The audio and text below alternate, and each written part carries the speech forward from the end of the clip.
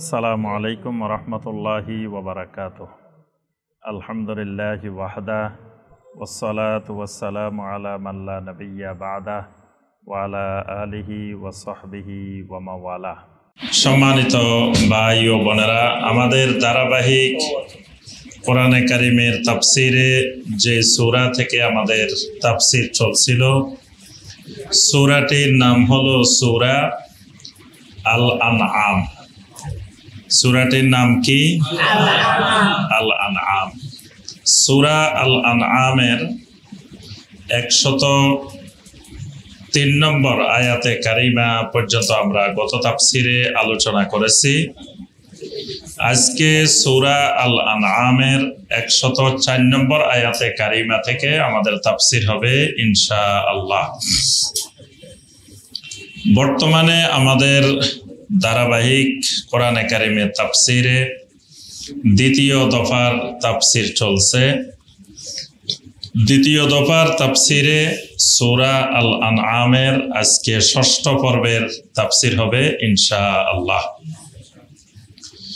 সূরা আল আনআম এই সূরাটি মাক্কি সূরা এবং মাক্কি সূরাগুলোর মধ্য থেকে সবচাইতে বড় সূরা সূরা আল আনআম। এই সূরাটি মাক্কি হওয়ার কারণে এই সূরার মধ্যে আল্লাহ রাব্বুল আলামিন বিশেষ করে সেই নূহ আলাইহিস সালামের যুগ থেকে শুরু করে যত রকমের শিরক হয়েছিল, সকল ধরনের শিরকের স্বরূপ আল্লাহ রাব্বুল আলামিন এখানে উন্মোচন করেছেন। পাশাপাশি নবী সাল্লাল্লাহু আলাইহি ওয়াসাল্লামের যুগে তৎকালীন পৃথিবীতে যত রকমের শিরক ছিল, সেই শিরকগুলো আল্লাহ রাব্বুল আলামিন এই সূরার মধ্যে তুলে ধরেছেন। পাশাপাশি আল্লাহ রাব্বুল আলামিনের ব্যাপারে, নবী সাল্লাল্লাহু আলাইহি ওয়াসাল্লামের ব্যাপারে মুশরিকদের যে সমস্ত অভিযোগ, সেই অভিযোগগুলারও আল্লাহ রাব্বুল আলামিন এই সূরার মধ্যে জবাব দিয়েছেন। ইতিপূর্বে 103 নম্বর আয়াতে কারিমা পর্যন্ত আমরা অনেকগুলো বিষয় লক্ষ্য করেছি তাওহীদের ব্যাপারে, শিরকের ব্যাপারে। 104 নম্বর আয়াতে কারিমায় আল্লাহ রাব্বুল আলামিন বিশেষ করে নবী সাল্লাল্লাহু আলাইহি ওয়াসাল্লামকে লক্ষ্য করে এবং মক্কার মুশরিকদের বিভিন্ন ধরনের কার্যক্রমকে লক্ষ্য করে আল্লাহ রাব্বুল আলামিন একটি সুস্পষ্ট দিক নির্দেশনা প্রদান করে। আল্লাহ পাক বলেন, কাদ জাআকুম বাসাইরু মির রাব্বিকুম, তোমাদের কাছে তো তোমাদের রবের পক্ষ থেকে এক বড় ধরনের জ্যোতি দৃষ্টি এসে গেছে। তোমাদের কাছে বাসীরা, তোমাদের রবের পক্ষ থেকে বাসীরা এসে গেছে। বাসীরা মানে, বাসার মানে চোখ, তো বাসীরা মানে চোখ দিয়ে দেখলে যেটার থেকে হেদায়েত পাওয়া যাবে, শিক্ষণীয় বিষয়, এলমের বিষয়, এগুলোকে বলা হয় বাসীরা। তা আল্লাহ পাক বলেন, তোমাদের রবের পক্ষ থেকে তোমাদের কাছে এই ধরনের বাসীরা মানে যেটা দেখলে, চোখ দিয়ে দেখলে হেদায়েত পাইবা, এরকম জিনিস তোমাদের কাছে এসে গেছে। এখানে মূলত বাসায়ের মানে কোরআনে কারিম, ওহীকে আল্লাহ রাব্বুল আলামিন বাসায়ের বলছেন। ফামান আবসারা ফালিনাফসিহি, যে ব্যক্তি এটাকে ভালোভাবে দেখবে সে তার নিজেরই কল্যাণ করবে, তার নিজের উপকার হবে। ওয়ামান আমিয়া ফাআলাইহা, কেউ যদি অন্ধ থাকে, কেউ যদি বলে যে না আমি দেখব না, অন্ধ হয়ে বসে থাকে, ফাআলাইহা, এটাও তার উপরেই বর্তাবে, এটা তার দায় দায়িত্ব। কিন্তু আমি আল্লাহ বাসায়ের দিয়ে দিছি, কেউ দেখলে এটাকে ভালোভাবে তার নিজের লাভ হবে, নিজের কল্যাণ হবে। কেউ অন্ধ হয়ে থাকলে, দেখতে না চাইলে এটা তার নিজেরই ক্ষতি হবে। ওয়ামা আনা আলাইকুম বিহাফিজ, রাসূল আপনি বলে দিন আমি তো তোমাদের উপরে হেফাজতকারী না, আমি তো তোমাদের হেফাজতকারী না, হেফাজতের দায়িত্ব তোমাদের আল্লাহ আমাকে দেন নাই। আমার দায়িত্ব হলো তোমাদের কাছে এই বাসায়ের পৌঁছায় দেওয়া, এরপর এটা দেখা না দেখা এগুলো তোমাদের দায়িত্ব, আর তোমাদের হেফাজতের দায়িত্ব আল্লাহ। আমাকে আল্লাহ এই হেফাজতের দায়িত্ব দিয়ে পাঠান নাই। وَكَذَلِكَ نُصَرِّفُ الْآيَاتِ وَلِيَقُولُوا دَرَسْتَ وَلِنُبَيِّنَهُ لِقَوْمٍ يَعْلَمُونَ। আল্লাহ রাব্বুল আলামিন বলেন وَكَذَلِكَ نُصَرِّفُ الْآيَاتِ, এমনিভাবেই আমি আমার আয়াতগুলোকে বারবার তোমাদের কাছে বর্ণনা করি। নুসাররিফুল আয়াত, আমার আয়াতগুলোকে নিদর্শনগুলোকে বিভিন্নভাবে বিভিন্ন আঙ্গিকে বারবার তোমাদের সামনে তুলে ধরি। ওয়ালিয়াকুলু দারাস্তা, যাতে তারা বলতে পারে তুমি কোন জায়গা থেকে পড়ে এসেছ। আল্লাহ পাক রাসূলকে বলতেছেন ওয়ালিয়াকুলু, যাতে তারা বলতে পারে দারাস্তা। দারাসা ইয়াদরুসু মানে পড়াশোনা করা, অধ্যয়ন করা। তো দারাস্তা মানে তুমি কোন জায়গা থেকে অধ্যয়ন করে এসছো, লেখাপড়া করে এসছো, এটা যাতে তারা বলতে পারে। তো এখানে আল্লাহ পাক দুইটা জিনিস বলছেন, যে মানে তোমার জবান দিয়ে আমি যে ওহী নাজিল করি, ওহীটাকে যাতে তারা বুঝতে পারে যে ওহী তো উনি নিজে বানাইতে পারে না, ওনারে কেউ পড়াইতেছেন, কেউ শিখাইতেছেন। দারাস্তা আপনি কোন জায়গা থেকে শিখতেছেন, পড়াশোনা করতেছেন, এটা যাতে প্রমাণিত হয়। এই কারণে আমার আয়াতগুলোকে আমি বারবার আপনার সামনে, তাদের সামনে এইভাবে তুলে ধরি। ওয়ালিনুবাইয়িনাহু লিকাউমিন ইয়ালামুন, আর আমি যেন সুস্পষ্ট রূপে বর্ণনা করে দিতে পারি ওই আয়াতকে, ওই কিতাবকে, লিকাউমিন ইয়ালামুন, যেই জাতি জানে, যেই জাতি বুঝে, মানে যাদের কাছে বোঝার মতো সক্ষমতা আছে, জানার মতো সক্ষমতা আছে, তারা যাতে জানতে পারে যে আমি তাদের জন্য সবকিছুকে স্পষ্ট করে বয়ান করে দিয়েছি, ব্যাখ্যা করে দিয়েছি।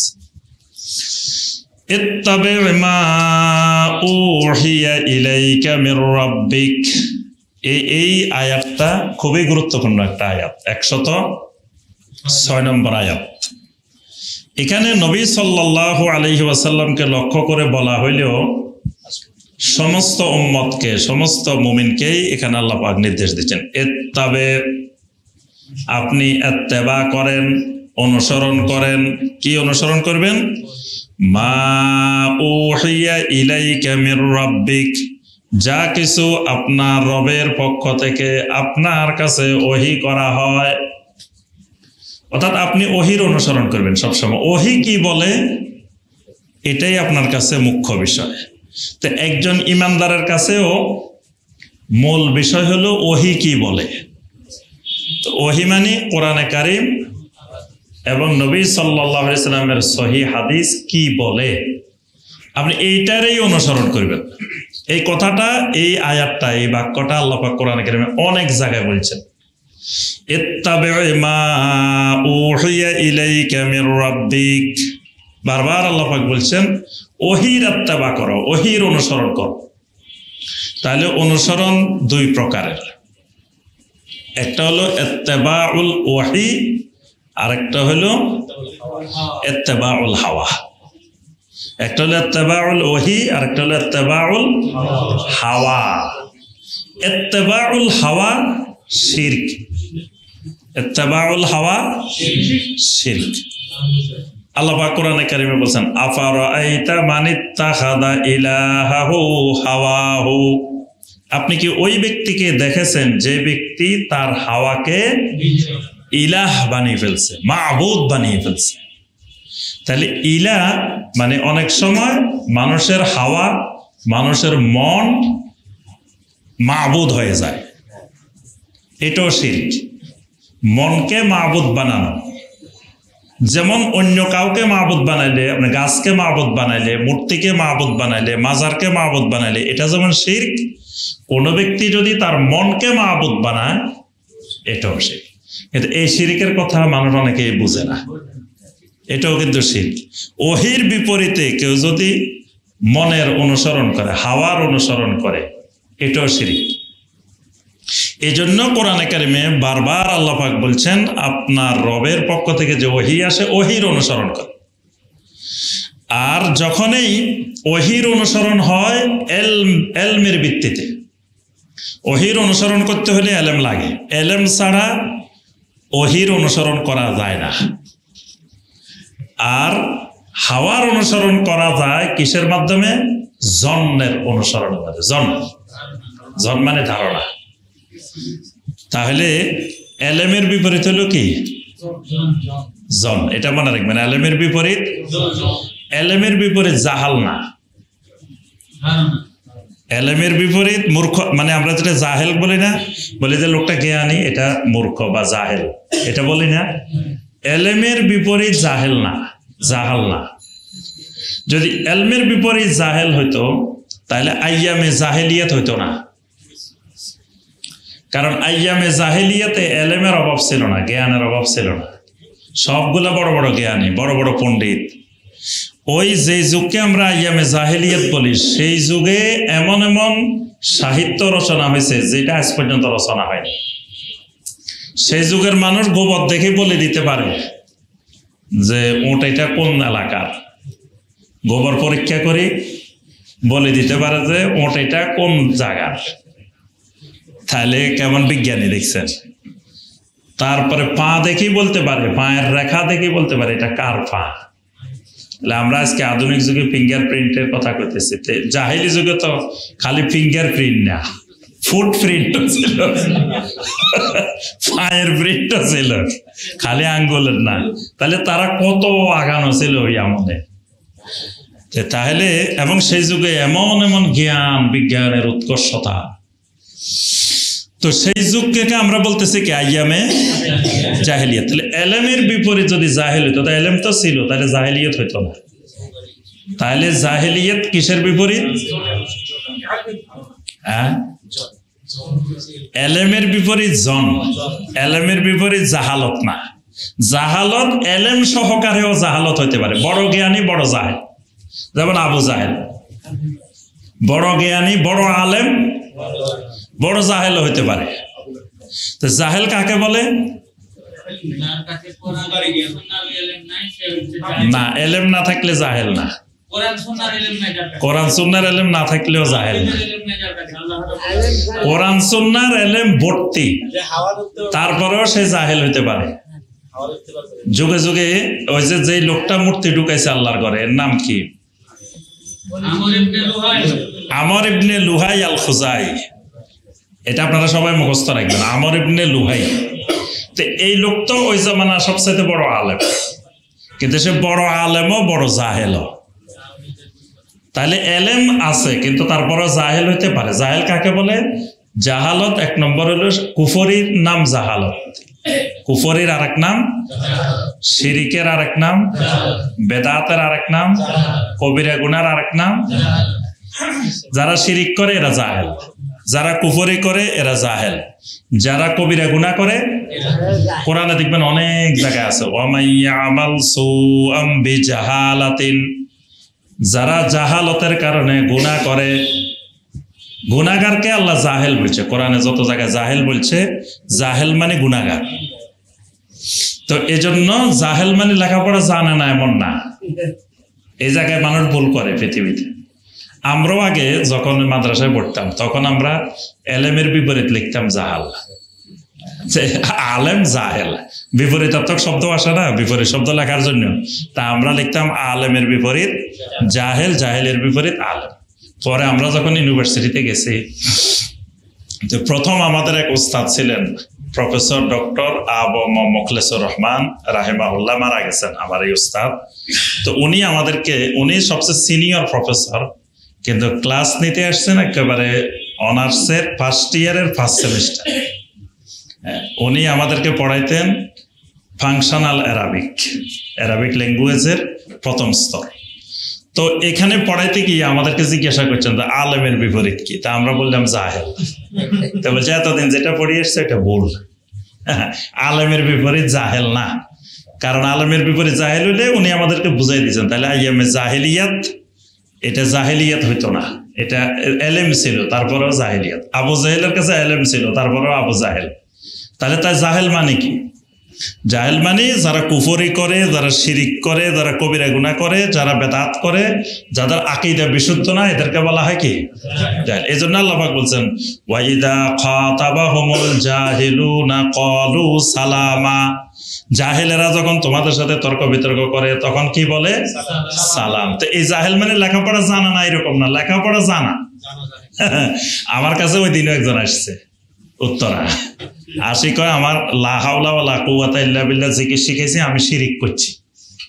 আমাকে আসি ধরছে, কয় আপনি এই জিকির শিখাইছেন জনগণকে লা হাওলা ওয়ালা কুওয়াতা ইল্লা বিল্লাহ, তো কয় এই জিকির কি কোরআনে আছে? তা আমি কই কোরআনে থাকবে কেন, কোরআনে কি সব জিনিস থাকা লাগে? এটা হাদিসে আছে। তো হাদিস কি কোরআনের বিপরীত? তা আমি কই বিপরীত হবে কেন? আপনি জিকির শিখানোর পরে আমি পুরা কোরআন খুঁজছি, পরে সূরা আল কাহাফের মধ্যে পাইছি। সূরা আল কাহাফে আছে কি লা কুওয়াতা ইল্লা বিল্লাহ, মাশাআল্লাহ, লা কুওয়াতা ইল্লা বিল্লাহ। এখানে তো লা হাওলা নাই। তাহলে আপনি আল্লাহর জিকিরের সাথে আপনি যোগ করছেন, লা হাওলা যোগ করছেন। আমি কি এটা তো আমি যোগ করি না, এটা তো আল্লাহ রাসূল যোগ করছে। যে যোগ করুক হে শিরিক করছে। কি ভয়াবহ কথা দেখছেন, মানে আল্লাহ রাসূলও শিরিক করছে। আল্লাহ রাসূল কেন যোগ করছে? কয় কোরআনে আছে লা কুওয়াতা ইল্লা বিল্লাহ, আর জিকির শিখাইতেছেন আপনারা মানুষকে লা হাওলা ওয়ালা কুওয়াতা ইল্লা বিল্লাহ। লা হাওলা তো নাই কোরআনে, যেটা নাই কয় এটা মানুষের শিখান কেন? আমি কই ভাই আপনার সাথে আমার আর কথাবার্তার দরকার নাই, আপনার রাস্তা ভিন্ন, আমার রাস্তা ভিন্ন, আপনার থেকে সালাম। তো তাহলে এই লোক জাহেল না, একবারে জাহেল না, কোরআন পড়ছে, দেখেন একটা জিকিরের জন্য কোরআন খুঁজতে খুঁজতে খুঁজে বাইর করছে, কিন্তু সে জাহেল। সে কি জাহেল? তো এরকম মানে জাহেল জ্ঞানীয় হতে পারে। আর তাহলে এলমের বিপরীত কি? জন। ওহির বিপরীত কি? হাওয়া। হাওয়া ওহির বিপরীত। পৃথিবীর সমস্ত মানুষ দুই ভাগে বিভক্ত, এক ভাগ ইত্তেবাউল ওহী আর এক ভাগ ইত্তেবাউল হাওয়া। এটা ভালো করে মনে রাখতে হবে। একজন মুমিন হবে ইত্তাবে মা উহিয়া ইলাইকা মির রাব্বিক, আপনার রবের পক্ষ থেকে আপনার প্রতি যে ওহী করা হয় এটারই ইত্তেবা করেন। লা ইলাহা ইল্লাহু, কারণ যিনি আপনার কাছে ওহী পাঠান তিনি ব্যতীত সত্য আর কোনো মাবুদ নাই। ওয়া আ'রিদ আনিল মুশরিকিন, আর আপনি মুশরিকদেরকে এড়িয়ে চলেন, মুশরিকদেরকে উপেক্ষা করেন। মানে মুশরিকেরা বিভিন্ন রং বেরঙের প্রশ্ন করবে আপনাকে, তা আপনি যদি খালি এগুলোর জবাব নিয়ে ব্যস্ত থাকেন তা আপনি তো আর দাওয়াতি কাজ করবেন কোন সময়? এজন্য মুশরিকেরা কি বলতেছে কি করতেছে আপনি ওইদিকে তাকানোর দরকার নাই। ওয়ালাউ শাআল্লাহু মা আশরাকু, যদি আল্লাহ রাব্বুল আলামিন চাইতেন তাহলে তারা শিরিক করত না। আল্লাহ পাক রাসূলকে বলে দিচ্ছেন যে আপনি এত পেরেশান হওয়ার দরকার নাই মুশরিকদেরকে নিয়ে। আল্লাহর মাশিয়াত, আল্লাহর ইচ্ছা শক্তি, মাশিয়াতুল্লাহ, আল্লাহর ইচ্ছা। আল্লাহ যদি ইচ্ছা করতেন তাহলে পৃথিবীর একটা মানুষও শিরিক করত না। তাহলে মানুষ শিরিক করে কি আল্লাহর ইচ্ছায়? তাহলে কি হবে? হ্যাঁ, মানে আল্লাহ পাক মানুষকে কোনো কিছুতে বাধ্য করেন নাই। মানুষের সামনে আল্লাহ পাক দুইটি রাস্তা, ওয়া হাদাইনাহুন নাজদাইন, আল্লাহ পাক বলছে আমি তার সামনে দুইটা রাস্তা দেখাই দিচ্ছি, দেখাই বলে দিচ্ছি যে এটা জান্নাতের রাস্তা, এটা জাহান্নামের রাস্তা। এবার সে যেদিকে যেতে চায় এটা তার ইচ্ছা, এখতিয়ার। তাহলে কেউ শিরিক করতে চাইলে এটা সে নিজের থেকে করে, কিন্তু আল্লাহ চাইলে, আল্লাহ যদি এখানে হস্তক্ষেপ করেন তাহলে সে শিরিক করতে পারত না। ওয়ামা জাআলনাকা আলাইহিম হাফিজা, আর আমি আপনাকে তাদের উপরে হেফাজতকারী হিসাবে পাঠাই নাই। ওয়ামা আনতা আলাইহিম বিওয়াকিল, আর আপনি তাদের ওয়াকিলও নন। ওয়াকিল মানে তত্ত্বাবধানকারী, রক্ষাকারী, এরকম তাদের এই দায়িত্ব আপনাকে দেওয়া হয়। ওয়ালা তাসুব্বুল্লাযীনা ইয়াদউনা মিন দুনিল্লাহি, তবে খবরদার মনে রাখবেন, মুশরিকেরা আল্লাহকে বাদ দিয়ে যে সমস্ত বাতিল মাবুদকে ডাকে, যে সমস্ত বাতিল মাবুদের ইবাদত করে, ওয়ালা তাসুব্বু, ওই সমস্ত বাতিল মাবুদদেরকে কখনো গালিগালাজ করা যাবে না। গুরুত্বপূর্ণ একটা মূলনীতি। যত পৃথিবীতে যত মুশরিক আছে, কুফফার আছে, তাদের যত বাতিল মাবুদ আছে, কোন বাতিল মাবুদকে লক্ষ্য করে আল্লাহ বলছেন গালি দিও না, কারণ গালি দিলে কি হবে? ফায়াসুব্বুল্লাহ আদওয়াম বিগাইরি ইলম, তারা তার প্রতি উত্তরে তোমার আল্লাহকেও গালি দিবে। ফায়াসুব্বুল্লাহ, তাহলে তারা তোমার আল্লাহকে গালি দিবে। আদওয়ান, শত্রুতা বশত, বেগাইরি ইলমিন, এলেমবিহীন, তারা তো আল্লাহর ব্যাপারে এলেম নাই। তো যখন তুমি তার বাতিল মাবুদকে গালি দিবে, তখন সে তোমার আল্লাহকেও গালি দিবে। এজন্য একটি হাদিসে নবী সাল্লাল্লাহু আলাইহি ওয়াসাল্লাম বলছেন, খবরদার তোমরা কারো মা বাবাকে গালি দিও না, কারণ তার মা বাবাকে গালি দিলে সে উল্টে তোমার মা বাবাকে গালি দিবে। তাহলে তোমার মা বাবাকে গালি শোনানোর জন্য তুমি দায়ী। তুমি যদি ওরে গালি না দিতে, সে তোমাকে দিত না। তো ঠিক একইভাবে শিরিকের বিরুদ্ধে বলা যাবে, শিরিকের বিরুদ্ধে দাওয়াত চলবে, কিন্তু মুশরিকদের কোনো মাবুদকে লক্ষ্য করে কোনো গালিগালাজ করা যাবে না। কাযালিকা যায়্যান্না লিকুল্লি উম্মাতিন আমালাহুম, এমনি ভাবেই প্রত্যেক জাতির জন্য তাদের কাজগুলোকে আমি সুশোভিত করে দিয়েছি। মানে তারা যে শিরিকগুলো করে, কুফরিগুলো করে, এই কাজগুলো তাদের দেখতে সুন্দর মনে হয়, আসলে কিন্তু নোংরা। কিছু মানুষ দেখবেন এমন পোশাক আদি পরে হাঁটতেছে, তার কাছে কিন্তু এটা এত সুন্দর লাগতেছে, কিন্তু আমরা দেখলে আমাদের কাছে নোংরা মনে হইতেছে, কিন্তু তার নিজের কাছে কিরকম মনে হইতেছে? খুবই ভালো মনে হইতেছে, খুবই সুন্দর মনে হইতেছে। তো এই যে তার খারাপ কাজটা সুশোভিত করে দেওয়া, তো সুশোভিত করলে সে আর হেদায়েত পায় না, সে ওই কাজটা নিয়েই সন্তুষ্ট থাকে। সুম্মা ইলা রাব্বিহিম মারজিউহুম, অবশেষে তাদেরকে তাদের রবের দিকেই প্রত্যাবর্তন করতে হবে। ফায়ুনাব্বিউহুম বিমা কানু ইয়ামালুন, তারা যে সমস্ত কর্মকাণ্ড করেছিল সেগুলোর ব্যাপারে তাদেরকে জানিয়ে দেওয়া হবে, খবর দেওয়া হবে।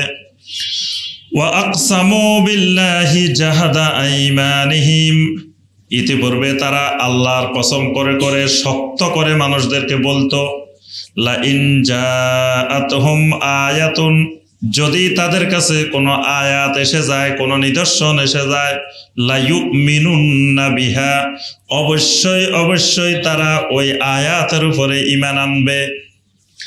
কুল ইন্নামাল আয়াতু ইনদাল্লাহ, রাসূল আপনি বলুন, আয়াত তো আমি দেখানোর ক্ষমতা নাই, আয়াত তো সব আল্লাহর হাতে।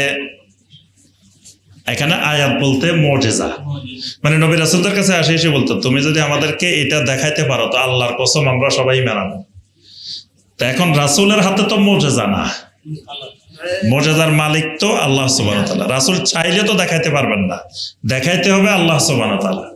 তো এই জন্য আল্লাহ পাক বলছেন, রাসূল আপনি বলুন, ইন্নামাল আয়াতু ইনদাল্লাহ, আয়াত তো, নিদর্শন তো, মুজিজা তো আল্লাহর নিকটে।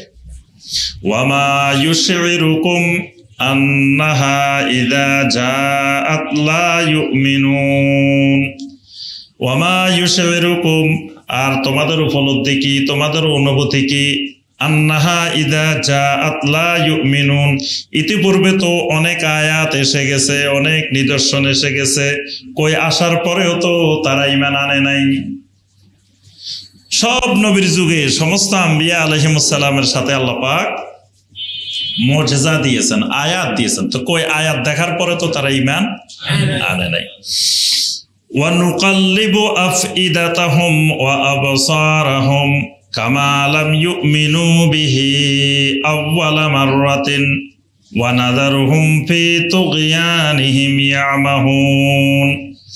আল্লাহ রাব্বুল আলামিন বলেন, যেভাবে তারা প্রথমবার ঈমান আনে নাই, প্রথমবার যখন নবী সাল্লাল্লাহু আলাইহি সাল্লাম তাদের কাছে দাওয়াত পেশ করেছিলেন, তো সেই সময় যেভাবে ঈমান আনে নাই, ওয়া নুকাল্লিবু আফইদাতাহুম ওয়া আবসারাহুম, আমি তাদের হৃদয়গুলোকে, তাদের চক্ষুগুলোকে পরিবর্তন করে দিয়েছি। প্রথমবারের মতো পরিবর্তন করে দিয়েছি। প্রথমবার যেভাবে ঈমান আনে নাই, এইভাবে পরিবর্তন করে দেওয়ার কারণে এখনো তারা ঈমান আনার মতো শক্তি তাদের মধ্যে হয় নাই। ওয়া নাযারুহুম ফি তুগয়ানিহিম ইয়ামাহুন, আর তাদেরকে তাদের ওই গুমরাহির মধ্যে, অবাধ্যতার মধ্যে আমি ছেড়ে দিয়েছি। ইয়ামাহুন, যাতে ওই অবাধ্যতার মধ্যে তারা ঘুরতে থাকে, তারা যাতে তার মধ্যে বিভ্রান্ত হতে থাকে। তাদের একটা অভিযোগ ছিল যে ফেরেশতা আসে না কেন? তিনি যদি আল্লাহর নবী হন, আল্লাহ রসুল হন, তাহলে তো তার আগে পিছে ফেরেশতাদের বহর থাকবে। সামনে একদল ফেরেশতা থাকবে, পিছনে একদল ফেরেশতা থাকবে। সামনে ফেরেশতারা সবাইকে বলবে রাস্তা ক্লিয়ার করেন, রাসূল আসতেছে, নবী আসতেছে। তাহলে মানুষ মনে করবে, বুঝবে যে উনি আল্লাহর নবী, আল্লাহ রসুল। তা আল্লাহ পাক এর জবাবে বলেন, ওয়ালাউ আন্নানা নাসালনা ইলাইহিমুল মালাইকাতা, যদি আমি তাদের কাছে ফেরেশতাও অবতীর্ণ করতাম, ফেরেশতাদেরকে পাঠিয়ে দিতাম। ওয়া কাল্লামাহুমুল মাউতা, মৃত ব্যক্তিরাও উঠে যদি কবরের থেকে তাদের সাথে কথা বলতো, যদি মৃত ব্যক্তি, মারা যাওয়া মানুষও যদি উঠে তাদের সাথে কথা বলতো। ওয়া হাসারনা আলাইহিম কুল্লা শাইইন কুবুলান, তাদের পূর্বের অতিবাহিত হওয়া প্রত্যেকটি জিনিসকে যদি তাদের সামনে আমি একত্রিত করতাম, মা কানু লিউমিনু, তারপরেও তারা ঈমান আনতো না, এরপরেও তারা ঈমান আনতো না। ইল্লা আইয়াশা আল্লাহ, কোরআনে কারিমে দেখবেন সব জায়গায় আল্লাহ পাক না বলে দিয়ে সাথে এই কথাটা বলছেন, ইল্লা আইয়াশা আল্লাহ, তবে যদি আল্লাহ চান। আল্লাহ চাইলে তারা বাধ্য হইতো, ঈমান আনতে বাধ্য হইতো। ওয়ালাকিন্না আকসারাহুম ইয়াজহালুন, কিন্তু তাদের অধিকাংশই জাহেল, তাদের অধিকাংশই জাহেল। তো এই জাহেল মানে কি? তারা লেখাপড়া জানে না, তারা সবে জানে, কিন্তু তারা আল্লাহর নাফরমানিতে লিপ্ত আছে। ওয়া কাযালিকা জাআলনা লিকুল্লি নাবিয়্যিন আদুওয়ান, এমনি ভাবে আমি প্রত্যেক নবীর জন্য শত্রু বানিয়ে দিয়েছি। প্রত্যেক নবীর জমিনে শত্রু নির্ধারণ করছে, শত্রু বানাই দিয়েছে। কাদেরকে? শায়াতিনাল ইনসি ওয়াল জিন্নে, মানুষ এবং জিন শয়তান সমূহকে, মানুষ এবং জিন শয়তান সমূহকে নবীদের, প্রত্যেক নবীর শত্রু বানাইছে। তাহলে নবীদের শত্রু দুই ধরনের, শায়াতিনাল ইনস, শায়াতিনাল জিন। জিন শয়তান, মানুষের। তাহলে মানুষ শয়তানও নবীদের দুশমন, জিন শয়তানও নবীদের।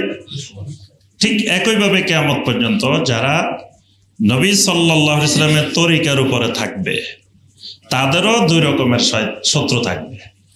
জিন শয়তানও থাকবে, মানুষ শয়তানও তাদের শত্রু থাকবে। ইউহি বা'দুহুম ইলা বা'দিন যুখরুফাল কাওলি গুরুরা, এই জিন শয়তান, মানুষ শয়তান একজন আরেকজনের কাছে বিভিন্ন ধরনের অভিনব কথাবার্তা ওহী করে। এই জিন শয়তান আর মানুষ শয়তান মিলে ইউহি বা'দুহুম ইলা বা'দিন, একজন আরেকজনের কাছে ওহী করে মানে একজন আরেকজনকে প্ররোচনা দেয়, একজন আরেকজনকে প্রভাবিত করে। কি দিয়ে? যুখরুফাল কাউলে। যুখরুফাল কাউল মানে বিভিন্ন ধরনের আশ্চর্যজনক বিভিন্ন কথাবার্তা দিয়ে, অস্বাভাবিক কথাবার্তা দিয়ে, গরুরা ধোঁকাবাজি, প্রতারণার সাথে, মানে এগুলার মাধ্যমে তারা সাধারণ জনগণকে প্রতারিত করে। অর্থাৎ নবী রাসূলদের বিরুদ্ধে সাধারণ মানুষকে খেপানোর জন্য নতুন নতুন বিভিন্ন রকমের কথা শয়তান এবং জিন, শয়তান মানুষ শয়তান মিলে তৈরি করে নবী রাসূলদের বিরুদ্ধে সাধারণ জনগণকে খেপাই দেয়, তাদের প্রতিপক্ষ করে দাঁড়ায়। এটা যুগে যুগে মানে নবীদের কথা যাতে সাধারণ জনগণ গ্রহণ না করে, দাওয়াত গ্রহণ না করে, এই জন্য মাঝখানে এই মানুষ এবং জিন শয়তান মিলে পরস্পরে মিলে একজন আরেকজনকে সহযোগিতা করে বিভিন্ন ধরনের কথাবার্তা, উদ্ভট কথাবার্তা তৈরি করে। ওয়ালাউ শাআ রাব্বুকা মা ফাআলুহু, যদি আপনার রব চাইতেন তাহলে কখনো তারা এটা করতে পারতো না।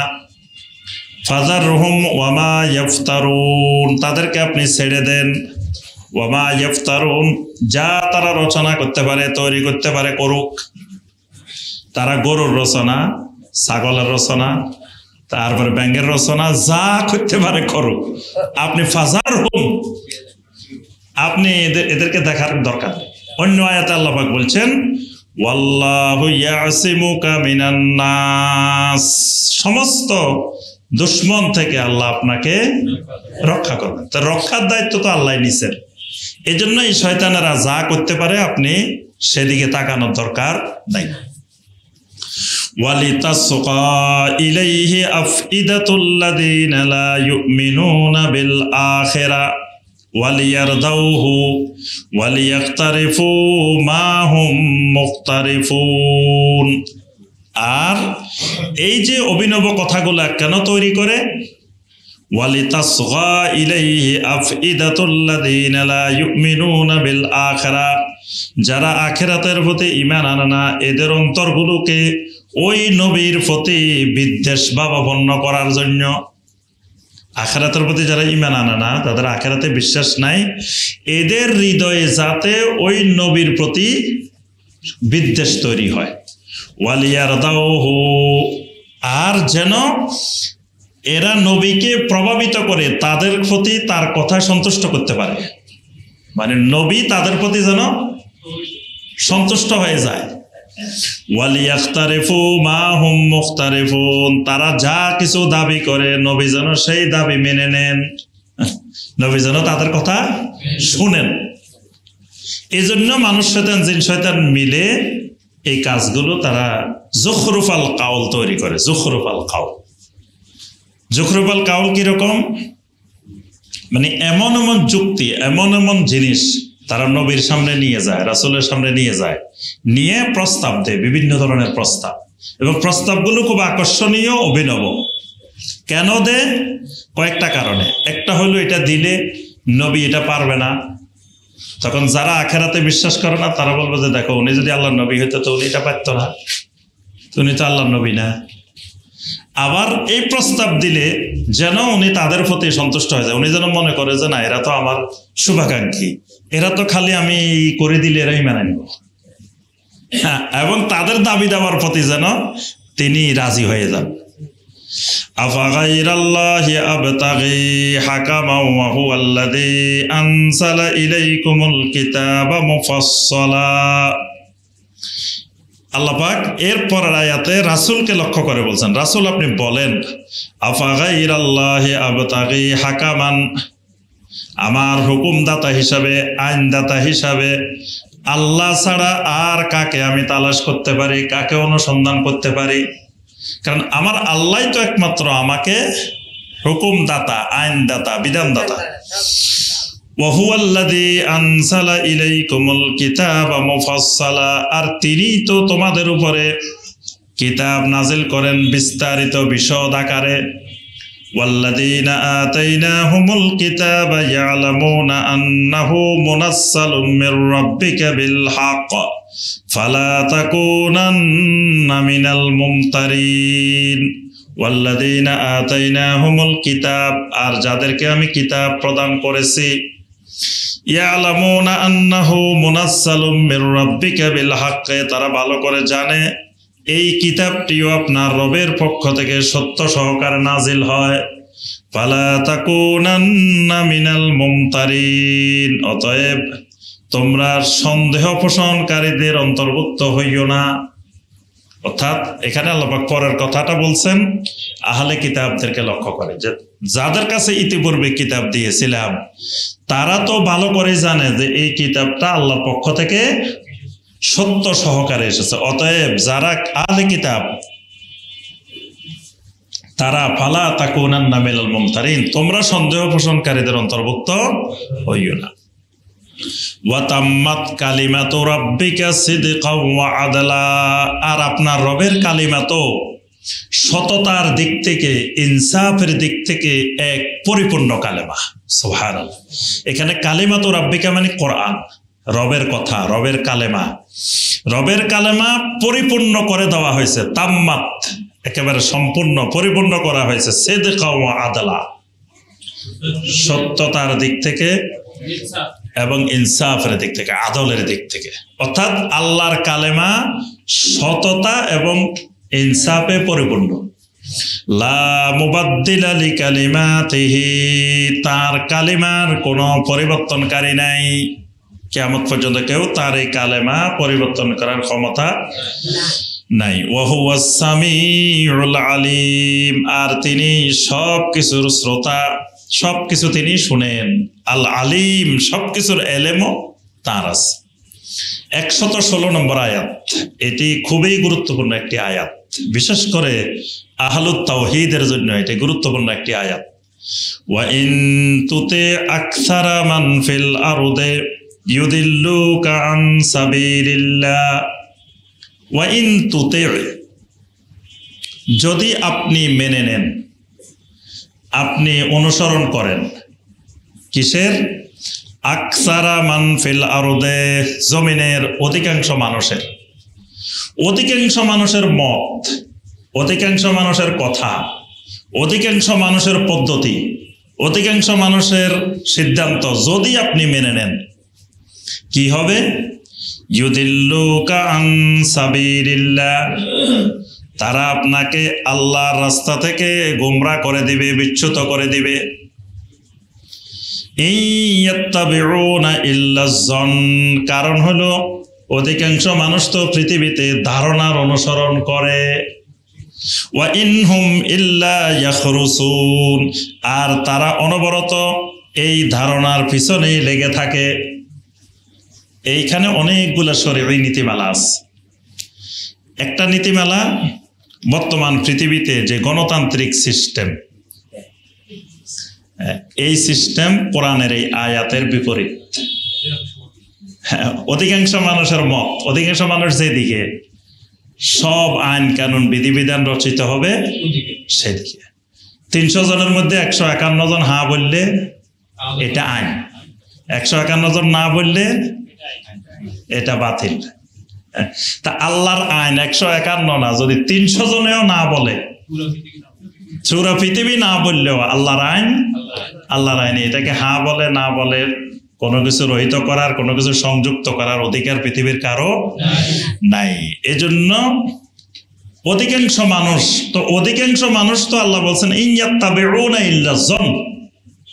আপনি যদি বাংলাদেশের অধিকাংশ মানুষের মতামত মেনে নেন, তো অধিকাংশ মানুষে দেখবেন ধারণার অনুসারী। অধিকাংশ মানুষের ভোট যদি চান, তো সকালবেলা 100 টাকা, 500 টাকা, 200 টাকা দিলে আল্লাহর রহমতে ভোট কিনা যায়। কি কয় লক্ষ ভোট দরকার? খালি সকালে কিছু টাকা দিলে 100 টাকা বাংলাদেশে ইমান বিক্রি হয়। কি শাড়ি লুঙ্গিয়ে ভোট বিক্রি হয়। তো যদি মনে করেন অধিকাংশ মানুষ মতামত যেটা দিল এটাই ঠিক, অধিকাংশ মানুষ চা কাপেও পরিবর্তন হয়, বেশি লাগে না, 1 কাপ চা খাওয়াইলে পরিবর্তন হয়ে যায়। আচ্ছা, আরেকটা হলো এক পাশে 49টা ঘোড়া, আরেক পাশে 51টা গাধা। দাম বেশি কোনটা? ঘোড়া 49টা, গাধা হয়েছে কয়টা? 51টা। কিন্তু গণতান্ত্রিক পদ্ধতিতে ওই 51টা গাধার দাম বেশি, কারণ 51টা, তারা সংখ্যায় বেশি। তারা এখানে 51টা, গাধা কয়টা? 51টা। আর ঘোড়া এটা যত দামই হোক 49টা, দুইটা কম, এই জন্য ওই 51টার দাম বেশি। ইসলাম যেই খেলাফতে বিশ্বাস করে, ইসলামী খেলাফতে এই ঘোড়া গাধা সমান করে না। ইসলামী খেলাফতে মতামত নেওয়ার ক্ষেত্রে পার্থক্য থাকবে। একজন আলেমের মতামত আর একজন মতখোর, তার মতামত দুইটা কোনোদিন এক হইতে পারে না। দুইজনের মতামতে আকাশ পাতাল তফাৎ আছে। কিন্তু এই সিস্টেমে ওই একটা সিল, এটা আলেমে দিছে না ডক্টরেট পাস করা কেউ দিছে, না কোন ধরনের লোকে দিছে, নাকি জুয়ারি দিছে, না গাঞ্জাখোর দিছে, না কে দিছে, এটার কোনো সবগুলোর দাম একই, একদম, খালি সিল হইলে হইছে। এটা ইসলাম সমর্থন করে না, ইসলামের সাথে এটা সাংঘর্ষিক। আরেকটা হলো অধিকাংশ মানুষ বললেই কোনো জিনিস হক, কোনো জিনিস সত্য, এটা ঠিক না। অনেকে বলে যে আরে লাখ লাখ মানুষ তো এমনি চলতেছে, এই যে সবাই তো এমনি চলছে, তো এমনি সবাই চললে কি হয়েছে? হ্যাঁ, সবাই চললে কি এটা হক? তারপরে যদি দেখে যে লাখ লাখ মানুষ, কয় এত মানুষকে পাগল নেই, আমি না পাগল, এত মানুষ যাইতেছে মিয়া, এখানে লাখ লাখ মানুষ, সবাইকে না বুঝি যায়। তা লাখ লাখ মানুষ গেলে কি হয়েছে? লাখ লাখ মানুষ যাওয়া, কোটি কোটি মানুষ যাওয়া, কোটি কোটি মানুষ থাকা, এটা হকের দলিল নয়। আল্লাহ পাক বলছেন অধিকাংশ মানুষ কোনোদিন হকের দলিল হইতে পারে না। আজও সারা পৃথিবীতে হিসাব করেন, অধিকাংশ মানুষ মুশরিক, অধিকাংশ মানুষ কাফের, অধিকাংশ মানুষ দেখবেন যে জালেমের পক্ষে। এই যে ইসরায়েল যে জালেম, মহা জালিম, এই ব্যাপারে কোন পৃথিবীর কারো সন্দেহ আছে? এই জালেমের পক্ষে তো পৃথিবীতে কত দেশ, কত মানুষ, বড় বড় শক্তিগুলা সব এদের পক্ষে। তাহলে পৃথিবীর অধিকাংশ মানুষ জুলুমের পক্ষে, জালেমের পক্ষে। এইভাবে অধিকাংশ মানুষ, এটা ইসলামে ধর্তব্য বিষয় নয়। এই জন্য দেখবেন নবী রাসূলদের সারা জীবন দাওয়াতি কাজ করছেন, উম্মত হয়েছে কোন নবীর একজনও হয়নি, একটা উম্মত হয়নি। তো এই নবীরা কি দাওয়াতে কোনো জায়গায় ঘাটতি ছিল? তাদের এলেমে ঘাটতি ছিল? সব পরিপূর্ণ ছিল, কিন্তু সারা জীবন দাওয়াত দিয়ে একটা মানুষ তাদের দাওয়াতে আনতে পারেন নাই। তাহলে তাদের নবুয়ত সফল, তাদের দাওয়াত সফল, ওই মানুষগুলা বিফল, মানুষগুলাই হতভাগা, তাদের দাওয়াত কবুল করতে পারে নাই। এই জন্য নবীওয়ালা দাওয়াতে মানুষ একজন হয়েছে না 5 জন হয়েছে, এটা গণনার বিষয় নয়। এই জন্য আমরা যে কোনো জায়গায় আলোচনায় গেলে, মাহফিলে গেলে, মানুষ কয়জন হবে কি হবে জিজ্ঞাসা করি না। মানুষ 5 জন হইলে যে 2 জন হইলে ওই, না হইলে একই কথা। আমরা তো হইলাম দাওয়াত দিতে গেছি, আলোচনা করতে, সেখানে দাওয়াত দেবো। দাওয়াত যদি মানুষ 5 জন হয়, 2 জন হয়, 1 জন হয়, নাও হইলে কোনো অসুবিধা নাই। কিন্তু আমাদের দেশের বক্তারা জিজ্ঞাসা করে মানুষ কয় হাজার হবে, হ্যাঁ জায়গা জিজ্ঞেস করে। ওই দিন একজন বলতেছে আমি বাজেট বাড়াই দিয়ে জন্য, যে বাজেট বাড়াই দিলে ছোটখাটো মাহফিলে আমার দাওয়াত দেওয়ার সাহস করবে না, এই জন্য 1 লাখ টাকা নেই, 1,20,000 টাকা নেই, 1.5 লাখ টাকাও নেই। কারণ এটা নেওয়ার কারণ হচ্ছে এটা দিলে তখন আর ওই ছোট মাহফিল গুলো এরা দ্বারা কাছে আসবে না। তা আমি তো ছোট্ট মাহফিলে যাবো না, আমি এমন জায়গায় কথা বলবো যাতে 10,000, 20,000, 50,000 লোক হয়। তো টাকার রেট বাড়াইলে ওই মাহফিল গুলো আসবে, টাকার রেট কম হইলে তো সবাই চলে আসবে। কিন্তু আম্বিয়া আলাইহিমুস সালামের দাওয়াতের পদ্ধতি হলো 10,000, 5,000, 20,000 মুখ্য বিষয় নয়। মানুষ কম হোক, একজন মানুষও যদি আমার দ্বারা হেদায়েত পায়, লা ইয়াহদিয়াল্লাহু বিকা রাজুলান ওয়াহিদান খায়রুল লাকা মিন হুমরিন নাআম। একজন মানুষও যদি নবী সাল্লাল্লাহু আলাইহি ওয়াসাল্লাম বলেন তোমার দ্বারা হেদায়েত পায়, তাহলে এটা একটা লাল ওষ্টি, মূল্যবান দামি একটা জিনিস পাওয়ার চাইতেও অনেক বেশি উত্তম। আপনার ধরেন লাখ লাখ মানুষ হয়েছে, পরের দিন যাই দেখেন ওই এলাকায় নামাজি কয়টা বাড়ছে, ওই এলাকায় সুদখোর কয়টা কমছে, ওই এলাকায় কি পরিবর্তন ঘটছে, আগে যেরকম এরকমই আছে। আমি অনেক এলাকায় দেখছি যে ওয়াজের দিন ফজরের নামাজে মুসল্লি পাওয়া যায় না, একটা দুটা পর্যন্ত ওয়াজ শুনছে, ফজরে আর মসজিদে মুসল্লি নেই। তো জিজ্ঞেস করলে কি ভাই প্রতিদিন এইরকম না, প্রতিদিন আরো কয়েকজন হয়, আজকে মাহফিল গেছে তো শায়েখ, এই জন্য আজকে মুসল্লি নেই। তো এটা কোন মাহফিল যে মাহফিলে মুসল্লি কমে গেছে? এই মাহফিল করাচ্ছে তো না করা ভালো, এই মাহফিল না করাই ভালো কাজ, এই মাহফিল করা গুনার কাজ। মাহফিলের কারণে একজন মানুষের যদি জামাত মিস হয়, মাহফিলের কারণে হয়, বক্তাও দায়ী হবে, যারা আয়োজন করছে তারাও দায়ী হবে। তার থেকে যেগুলো নামাজি ছিল ওয়াজ না হলে তো নামাজটা জামাতে পড়তো। তাই এই জন্য এই আয়াতে কারিমাটা খুবই গুরুত্বপূর্ণ একটা আয়াত। আল্লাহ পাক বলছেন পৃথিবীর অধিকাংশ মানুষেরা ইনয়াত্তাবিউনা ইল্লা যন, এবং দেখবেন পৃথিবীর যত জ্ঞান বিজ্ঞান আছে সব ধারণার উপরে। সব কিসের উপরে? বিজ্ঞানের যত জ্ঞান আছে এগুলা কিসের উপরে? এখান থেকে চাঁদের দূরত্ব কত বলেন তো দেখি? না, বিজ্ঞানীদের ভাষায় কত?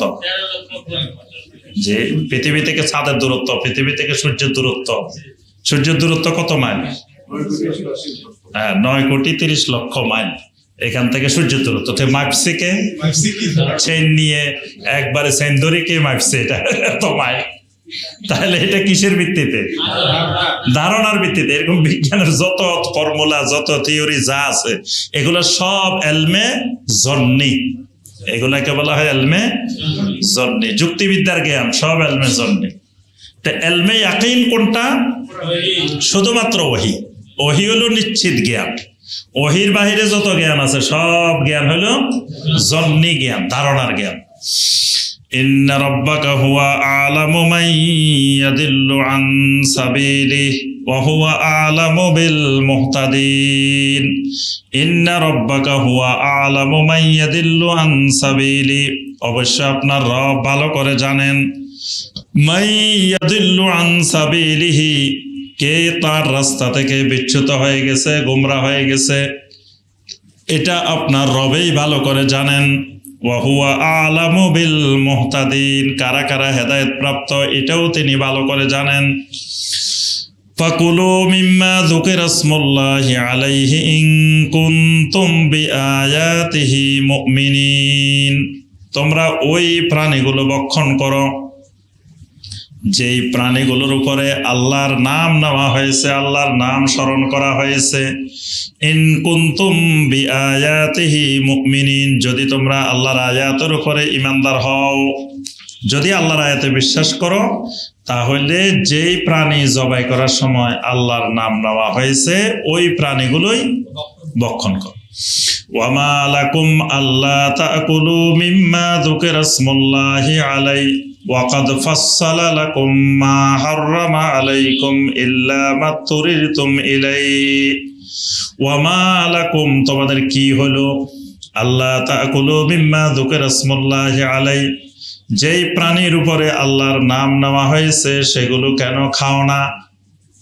মানে আরবের মুশরিকেরা, কুফারেরা আল্লাহর নাম নিয়ে জবাই করতো না।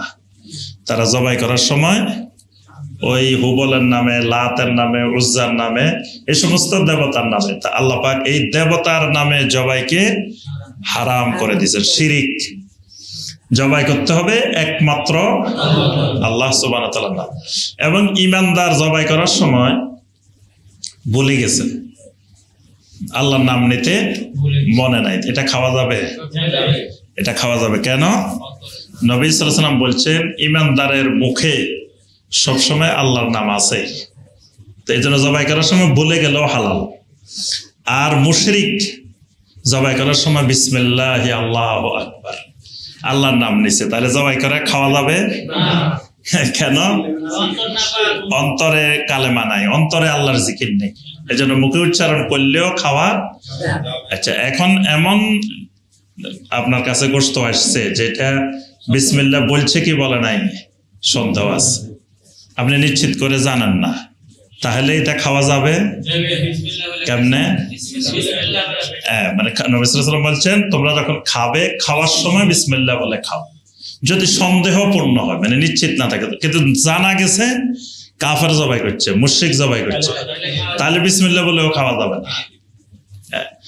আর শাইখ উসাইমিন রাহমাহুল্লাহর ফতোয়া হলো যদি বেনামাজি জবাই করে সেটাও খাওয়া যাবে না। এই জন্য বিশেষ করে মুরগি এগুলো নিজেরা জবাই করাই নিরাপদ, বেনামাজির হাতে না খেয়ে নিজেরা জবাই করে নেওয়া। আর গরু জবাই যেগুলা হয় বাজারে, এগুলোর মধ্যে অনেক সময় বেনামাজিরা জবাই করে। তো এগুলো সবসময় চেষ্টা করা দরকার যাতে নামাজি ব্যক্তিরা জবাই করে। এজন্য যারা গরুর ব্যবসা করে, গোশতের ব্যবসা করে, এদেরকে পরামর্শ দিবেন যে আপনি নামাজি ব্যক্তি দিয়ে জবাই করান।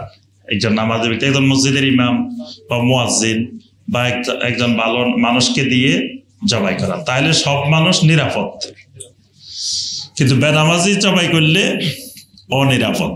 কেউ কেউ যদিও বলছেন এটা খাওয়া জায়েজ, হারাম বলেন না, কিন্তু কারো কারো ফতোয়া হইলো এটা খাওয়া যাবে না। ওয়াকাদ ফাসসালা লাকুম মা হাররামা আলাইকুম, অথচ তোমাদের সামনে কোন কোন জিনিসকে হারাম করা হয়েছে সেগুলো বিস্তারিত বর্ণনা দেওয়া হয়েছে। ইল্লা মা তুরিরতুম ইলাই, তবে ওই হারাম জিনিসগুলো যখন তোমরা অনুপায় হবে, তখন বাধ্য হলে সেগুলো তোমাদের জন্য হালাল। সেগুলো যখন অনুপায়, মানে এখন আর সামনে এটা ছাড়া জীবন বাঁচানো কিছুই নেই, তখন এটা যতটুকু দরকার ঠিক ততটুকু, এর থেকে বেশি পরিমাণও খাওয়া সীমা লঙ্ঘন করা যাবে না। ওয়া ইন্না কাসীরাল লা ইউদিল্লুনা বিআহওয়াইহিম বিগাইরি ইলম, আর অধিকাংশ মানুষ এলেমবিহীন তাদের প্রবৃত্তির কারণে তারা গোমরাহ হয়ে গেছে এবং অন্যদেরকে গোমরাহ করে। অধিকাংশ মানুষের অবস্থা এরকম যে তারা এলেমবিহীন ভাবে প্রবৃত্তির অনুসরণ করে, অনুসরণ করে, লা ইউদিল্লুনা, তোমাদেরকে তারা গোমরাহ করে। ইন্না রাব্বাকা হুয়া আ'লামু বিল মু'তাদিন, আর আপনার রব ভালো করে জানেন কারা কারা সীমা লঙ্ঘনকারী। ওয়াদারু যাহিরাল ইসমি ওয়া বাতিনাহ, অতএব প্রকাশ্য গুনাহ অপ্রকাশ্য গুনাহ সব গুনাহ পরিত্যাগ করো। আল্লাহ পাক বলেন জারু যাহিরাল ইসমি ওয়া বাতিনাহ, প্রকাশ্য গুনাহ এবং গোপনীয় গুনাহ, দোনো গুনাহই তোমরা পরিহার করো। তাহলে বোঝা গেল গুনাহ দুই ভাবে হইতে পারে, প্রকাশ্য হইতে পারে, গোপনীয় গুনাহ হতে পারে। অনেক গুনাহ গোপনীয় গুনাহ, এখন বর্তমান প্রযুক্তির যুগে গোপন গুনার সংখ্যা বেড়ে গেছে,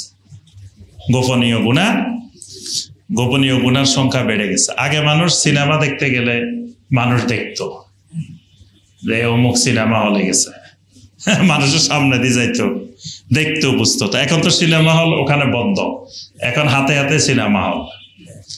তা এখন যদি সে ঘরে বসে বসে সিনেমা দেখে, তো এটা গোপনে দেখতেছে, কেউ বুঝতেছে না যে সে সিনেমা দেখতেছে, সে অশ্লীল পর্নোগ্রাফি দেখতেছে বসে বসে।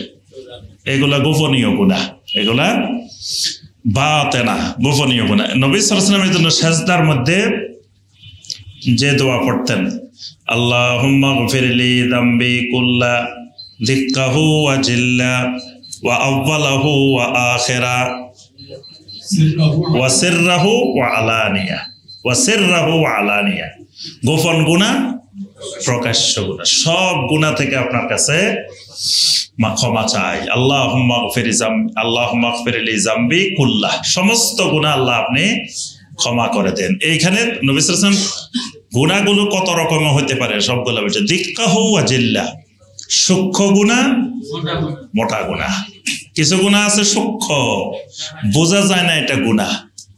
অনেক জিনিস আপনার রেবা হয়ে যায়, সুদ হয়ে যায়, মানুষ বুঝতে পারে না এটা সুদ।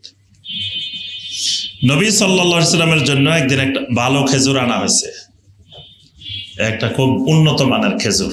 তো নবী সাল্লাল্লাহু আলাইহি ওয়াসাল্লাম জিজ্ঞাসা করলেন যে আবু হুরায়রা, এই খেজুরটা কোথায় পেলে? বললেন যে আমার কাছে 2 কেজি খেজুর ছিল নিম্নমানের, আমি বাজারে নিয়ে এই 2 কেজি খেজুর দিয়ে, নিম্নমানের 2 কেজি দিয়ে ভালো মানের 1 কেজি নিয়ে আসছি। নবী সাল্লাল্লাহু আলাইহি ওয়াসাল্লাম এটা শুনেই বললেন হাজা আইনুর রিবা, হাজা আইনুর রিবা। আরে এটাই তো আসল সুদ, এটাই তো আসল সুদ, এটাই তো রিবা। তুমি কি কাজ করছো? এটা তো রিবা। তখন তিনি জিজ্ঞাসা করলেন তাহলে এটা রিবা থেকে বাঁচার উপায় কি? নবী সাল্লাল্লাহু আলাইহি ওয়াসাল্লাম বললেন তুমি প্রথমে বাজারে গিয়ে তোমার এই 2 কেজি নিম্নমানের খেজুর বিক্রি করবে আগে, বিক্রি করে যে টাকা পাইবা ওই টাকা দিয়ে ভালো 1 কেজি কিনবে। কিন্তু বিনিময় করা যাবে না, একই জিনিস কম আর বেশিতে বিনিময় করা যাবে না, যদিও নিম্নমানের আর ভালো মানের। হ্যাঁ ছিল, কিন্তু এই বিনিময় মানে এই সিস্টেমে এটা রিবা হবে, এই সিস্টেমে করা যাবে না। একই জিনিস বিনিময়ের ক্ষেত্রে কম আর বেশি হলে এটা রিবা হয়ে যাবে। হ্যাঁ, টাকা পুরান টাকা নতুন টাকা কিনতে যায় যদি আপনি 1 টাকাও বেশি দেন, ঈদের সময় এই সুদের হয়, ব্যবসা হয়। দেখা যায় নতুন টাকার নোট, তা আপনি পুরানা 110 টাকা দিয়ে নতুন 100 টাকা নেবেন, এই 10 টাকা কিন্তু রিবা। বাড়তি টাকার ক্ষেত্রেও আমি ওই দিন বাসের মধ্যে একজনের মানে 100 টাকা দিছি, 10 টাকার ভাড়া সে 20 টাকা রাখে। তাই আমি বললাম 20 টাকা কি জন্য, ঘটনা কি? কয় ভাঙতি নেই, মানে ভাঙতি আছে কিন্তু এত টাকার ভাঙতি দিতেছি এই জন্য 10 টাকা বেশি। আমি বললাম যে এটা তো সুদ, এটা তো নেওয়া যাবে না, আপনি ভাঙতি দিবেন এই জন্য 10 টাকা বেশি নিলে এটা রিবা, এটা সুদ। 1 টাকা বেশি নিলেও এটা সুদ হবে। মানে ধরেন আপনি 10 টাকার নোট নেবেন 100 টাকার নোট দিয়ে, এখানেও যদি 1 টাকাও বেশি হয়, এই বেশি যেটা হবে এটা রিবা হবে। এরকম সূক্ষ্ম গুণা আছে, সূক্ষ্ম গুণা আরো অনেকগুলো আছে। আপনার কাছে কোনো জিনিস নাই, এখন আপনার হাতে জিনিস নাই, আপনি আসি আমারে বলতেছেন যে আমারে 5 কেজি এটা দেন, ধরেন 5 কেজি আম কিনবেন, আমার কাছে কিন্তু আম নাই। এখন আপনি আমার টাকাও দিচ্ছেন, সবে দিচ্ছেন, আমি চিন্তা করতেছি কি যে অন্য জায়গা থেকে আনি আপনারা দিব, এটা হারাম আমার জন্য, এই বেচা কিনা জায়েজ হয় না, এটা হারাম হয়ে গেছে। যতক্ষণ আগে মাল আমার নিজের হস্তগত হইতে হবে, নিজের কাছে থাকতে হবে, নিজে পরিপূর্ণ মালিক হইলেও হবে না, মালিকের কবজ হইতে হবে। কবজ শরীয়তের ভাষায় এটাকে বলে কবজ, কবজে হাকিকি, কবজে হুকমি। একটা হলো একেবারে আমার হস্তগত, আরেকটা হলো ব্যাংকে আছে, আমার মালিকানায় আছে, এরকম হাকিকি হুকমি। এরকম আমার নিয়ন্ত্রণে আসার আগে যদি আমি ক্রয় বিক্রি করি, যিনি কিনছেন ওনার জন্য এটা বৈধ হয় নাই, হারাম আছে, যিনি বিক্রি করছে ওনার জন্য হারাম আছে। এখন যিনি বিক্রি করতেছেন উনি মনে করতেছেন যে আমি তো তারে আনি দিছি, কিন্তু আপনি যে আগে টাকাটা নিছেন বা তার সাথে দাম দর করছেন, চুক্তি করছেন, সে সময় তো জিনিসটা আপনার হাতে ছিল না, এই জন্য এটা হারাম। এইভাবে দেখবেন আপনি সূক্ষ্ম অনেক গুনাহ আছে। তবে বাইয়ে মোরাবাহা যেটা, সেটা হলো ভিন্ন জিনিস। বাইয়ে মোরাবাহা হলো আপনার একটা কম্পিউটার দরকার, আপনি আমাকে আসে করলেন যে আমার একটা কম্পিউটার কিনে দেন, আমি চুক্তি করলাম যে আমার কাছে কম্পিউটার নাই, তবে আমি কিনে দিব। তখন আমি কিনে কম্পিউটারটা আগে আমার মালিকানা আনতে হবে, মালিকানা হস্তগত হওয়ার পরে এবার আমি ওইটা আপনারা জানাইতে হবে ওই কম্পিউটার আমি এই 80,000 টাকা দিয়ে কিনছি, আপনার থেকে 10,000 টাকা আমি লাভ নিতেছি, 90,000 টাকা দিয়ে আপনি তার কাছে বিক্রি করবেন। এটা শরীয়তে জায়েজ, এটাকে বলা হয় বাইয়ে মোরাবাহা। কিন্তু ওই যে মানে এই নীতিমালা মনে রাখতে হবে, নিজের হস্তগত হওয়ার আগে কোনো জিনিস বিক্রি করা শরীয়তে জায়েজ নেই। তারপরে অস্পষ্ট কোনো বিক্রি শরীয়তে জায়েজ নেই। যারা ইম্পোর্টার তারা চায়না থেকে আনে, আর তারা আনার পরে আমরা ধরেন অনেক সময় কাস্টমারের সাথে ডিল করি যে এটা বিক্রি করবো, এবং কাস্টমার যদি ওয়ার্ক অর্ডার দেয় তখন তার থেকে নিয়ে আমরা দিই, এই ক্ষেত্রে কি এটাও জায়েজ হবে না? তার থেকে নিয়ে আপনি যদি বাইয়ে মোরাবাহা সিস্টেমে যান সেটা জায়েজ হবে। ড্রপশিপিং এর মতো যে বিজনেসটা আছে, কিনে মানে অর্ডার দিয়ে হচ্ছে ডাইরেক্ট কাস্টমারের কাছে যায়, আমার কাছে আসে না, ইন্টারমিডিয়েট হিসেবে থাকে, এটা জায়েজ হবে না, এটা হারাম। মানে ডাইরেক্ট কাস্টমারের কাছে যাওয়া যাবে না কোনো জিনিস, আগে নিজে কবজ হইতে হবে। শরীয়তের নীতিমালা হলো কবজ, মানে আগে নিজের হস্তগত হইতে হবে, নিজের পরিপূর্ণ মালিকানায় নিয়ন্ত্রণে আসতে হবে, তারপরে আপনি বিক্রি করবেন। এর আগ পর্যন্ত যদি ক্রয় বিক্রয় হয়, চুক্তি হয়, এগুলো সব হারাম হবে। আমাদের দেশে তো অধিকাংশ বেচা কিনা এরকম হয়। আরেকজন মনে করে আমার কাছে না থাকলে কি আমি আনি দিব, ইয়ে করে দিব, কিন্তু এটাও শরীয়তে জায়েজ নেই। এরকম অনেক জিনিস আছে। তো আমরা ওইদিকে যাচ্ছি না। আমি যেটা বলতে চাচ্ছিলাম সেটা হলো নবী সাল্লাল্লাহু আলাইহি ওয়াসাল্লাম ওই সাজদার দোয়ার মধ্যে বলছেন কি, আল্লাহুম্মা গফিরলি যামবি কুল্লা দিক্কাহু ওয়া জিল্লা। দিক্কাহু যে সূক্ষ্ম সূক্ষ্ম গুনাহ, এরকম শত শত সূক্ষ্ম সূক্ষ্ম গুনাহ আছে। দেখবেন যে গভীরভাবে বিশ্লেষণ করলে, গভীরভাবে চিন্তা করলে বোঝা যায় এটা হালাল না, এটা হারাম, বা এটার মধ্যে সন্দেহের অবকাশ আছে। তো এরপরে গুনাহ, সূক্ষ্ম গুনাহ, মোটা গুনাহ, তারপরে আউয়ালাহু ওয়া আখিরা, প্রথম গুনাহ শেষ গুনাহ। মানে এক এক জীবনের এক এক গুনাহ, যৌবনকালে এক এক গুনাহ, বৃদ্ধকালে এক এক গুনাহ, কিশোর বয়সে এক এক গুনাহ, এক এক সময় এক এক গুনাহ। এটাকে আউয়ালাহু ওয়া আখিরা।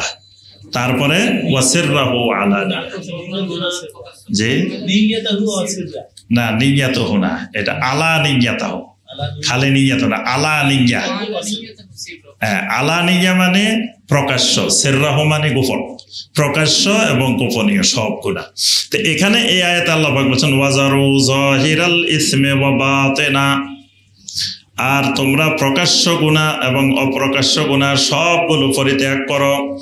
ইন্নাল্লাযীনা ইয়াকসিবুনাল ইসমা সায়ুজজাউনা বিমা কানু ইয়াখতারিফুন, অবশ্যই যারা গুনাহ উপার্জন করে, সায়ুজজাউনা বিমা কানু ইয়াখতারিফুন, অচিরেই তাদেরকে প্রতিদান দেওয়া হবে যা কিছু তারা উপার্জন করেছে, যা কামাই করেছে, অতি শীঘ্রই এটার প্রতিদান, এটার যাদা তারা পেয়ে যাবে।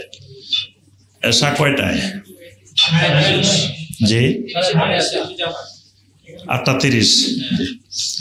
ওয়ালা তাকুলু মিম্মা লাম ইউযকার ইসমুল্লাহি আলাইহি ওয়া ইন্নাহু লাফিসক, আর তোমরা ওই সমস্ত প্রাণী কখনো খাবে না, মিম্মা লাম ইউযকার ইসমুল্লাহি আলাইহি, যে সমস্ত প্রাণীর উপরে আল্লাহর নাম নেওয়া হয় নাই, ওয়া ইন্নাহু লাফিসক, অবশ্যই এটা ফিসক, মানে এটা গুনাহের কাজ, অবাধ্যতার কাজ, সীমালঙ্ঘন। ওয়া ইন্নাশ শায়াতিনা লায়ুহুনা ইলা আউলিয়াইহিম লিয়ুজাদিলুকুম, আর শয়তান সমূহ তাদের অভিভাবকদের কাছে, তাদের বন্ধুদের কাছে ওই প্ররোচনা প্রদান করে, ওই ওহী প্রেরণ করে, লিয়ুজাদিলুকুম, যাতে তারা তোমাদের সাথে তর্ক বিতর্কে লিপ্ত হইতে পারে। এখানে আল্লাহ পাক কিছু গুরুত্বপূর্ণ কথা বলছেন, যে শয়তান তার বন্ধুদের কাছে ওহী পাঠায়, মানে ওহী পাঠায় মানে প্ররোচনা দেয়, তার বন্ধুদেরকে বিভিন্ন ধরনের জিনিস তাদের ভিতরে ঢুকাই দেয়। কেন? লিয়ুজাদিলুকুম, যাতে সেগুলো দিয়ে তোমাদের সাথে তর্ক বিতর্ক, ঝগড়াঝাটি করতে পারে। মানে ঝগড়াঝাটি করার জন্য, তর্ক বিতর্ক করার জন্য যত যুক্তি দরকার, যা দরকার, এগুলো শয়তান তাদেরকে পরামর্শগুলো, বুদ্ধিগুলো তাদের মধ্যে ঢেলে দেয়। ওয়া ইন আতা'তুমুহুম ইন্নাকুম লামুশরিকুন, যদি তোমরা ওই শয়তানদেরকে অনুসরণ করো, ইন্নাকুম লামুশরিকুন, অবশ্যই তোমরা মুশরিক হয়ে যাবে। আওয়ামান কানা মাইতান ফাআহইয়াইনাহু ওয়া জাআলনা লাহু নূরান ইয়ামশি বিহি ফিন-নাস, আল্লাহ পাক বলেন এই দুই ধরনের মানুষকে কোনোদিন সমান হতে পারে। মান কানা মাইতান ফাআহইয়াইনাহু, যে ছিল মৃত, এরপরে আমি তাকে জীবিত করেছি। ওয়া জাআলনা লাহু নূরান, তাকে এমন একটি নূর আমি দান করেছি, ইয়ামশি বিহি ফিন-নাস, যেই আলো দিয়ে সেই মানুষের মধ্যে চলাফেরা করে। এই মানুষটা কামাম মাসালুহু ফিজ-জুলুমাতি লাইসা বিখারিজিম মিনহা, আর যে অন্ধকারের মধ্যে থাকে, যে কোনোদিন অন্ধকার থেকে বের হইতে পারে না, এই দুইজনকে সমান হইতে পারে? আল্লাহ পাক প্রশ্ন করেন যে একটা হলো মৃত ছিল, তাকে আমি জীবিত করছি, জীবিত করার পরে তাকে আলো দিছি, যে আলো দিয়ে মানুষের মধ্যে চলাফেরা করে। আরেকটা হলো অন্ধকারের মধ্যে ছিল, সেখান থেকে আর বের হতে পারে নাই, অন্ধকারে আছে। তাহলে এই দুইজন কি সমান? এর অর্থ হলো প্রথম যে উদাহরণ দিয়েছেন এটার দ্বারা আল্লাহ পাক ইমানদারকে বুঝাইছেন। আল্লাহ পাক ইমানদারকে মৃত ছিল জীবিত করছেন, জীবিত করে নূর দিয়ে দিছেন। নূর মানে হেদায়েতের নূর। আরেকটা হলো ওই জুলুমাত হলো কুফরি শিরিক, এর মধ্যে অন্ধকারে আছে, অন্ধকার থেকে আর বের হইতে পারে না। আল্লাহ পাক বলেন এই দুইজন কোনোদিন সমান হইতে পারে না। কাযালিকা যুয়্যিনা লিল কাফিরিনা মা কানু ইয়ামালুন, এমনি ভাবে কাফেরদের জন্য সুশোভিত করে দেওয়া হয়েছে মা কানু ইয়ামালুন, তারা যে সমস্ত কৃতকর্ম করে তাদের কর্মকাণ্ডগুলোকে তাদের জন্য সুশোভিত করে দেওয়া হয়েছে। وَكَذَلِكَ جَعَلْنَا فِي كُلِّ قَرْيَةٍ أَكَابِرَ مُجْرِمِيهَا لِيَمْكُرُوا فِيهَا, আর এমনি ভাবে প্রত্যেক জনপদে প্রত্যেক এলাকায় আমি নির্ধারণ করে দিয়েছি আকাবেরা। আকাবের হলো আকবরের বহু বছর। আকাবের মানে মুরব্বী, নেতা।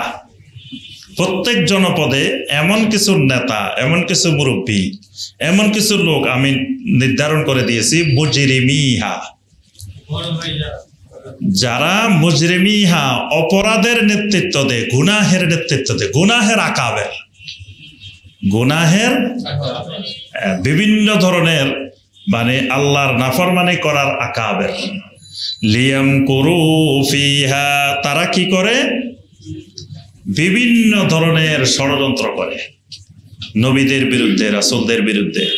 তো এখানে আল্লাহ সুবহানাহু ওয়া তাআলা রাসূলদের বিরুদ্ধে, নবী রাসূলদের বিরুদ্ধে যেই ষড়যন্ত্রের দ্বারা নেতৃত্ব দেয় এদেরকে শব্দটা বলছেন আকাবের। এই জন্য দেখবেন যুগে যুগে আমরা সাহাবায়ে কেরামদেরকে আকাবের বলি না। সাহাবায়ে কেরামেরা এই উম্মতের মধ্যে কিন্তু সবচেয়ে বড় মানুষ।